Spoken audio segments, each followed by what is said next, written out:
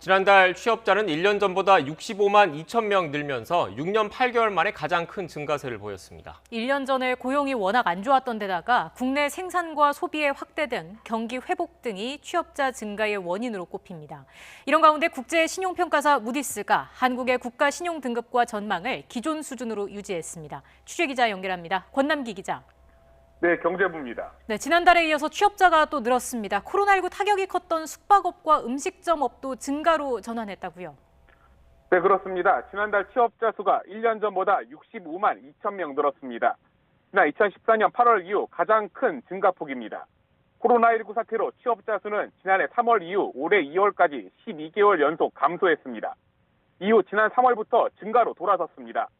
이런 고용 회복세의 원인으론 1년 전 고용 상황이 워낙 안 좋았던 기저효과가 우선 꼽힙니다. 거기에 사회적 거리두기 완화와 최근의 경기 개선이 영향을 끼친 것으로 보입니다. 나이별로 보면 60세 이상과 20대, 50대는 취업자가 늘었고 30대와 40대는 줄었습니다.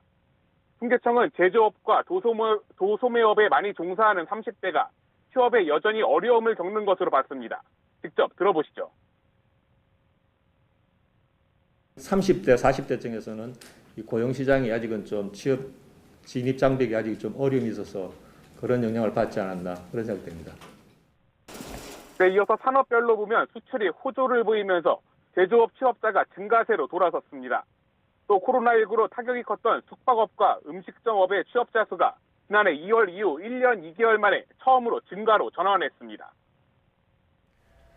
네, 국가 신용등급 관련 소식도 있죠. 무디스가 한국의 신용등급과 전망을 유지했다고 하는데 아시아 2위 수준이라고요? 네, 국제신용평가사 무디스가 한국의 국가신용등급을 AA2로 전망은 안정적으로 기존 수준을 유지했습니다. 또 수출과 정부의 확장 재정 정책에 힘입어 올해 성장률이 3.5%로 반등할 것이라고 예상했습니다.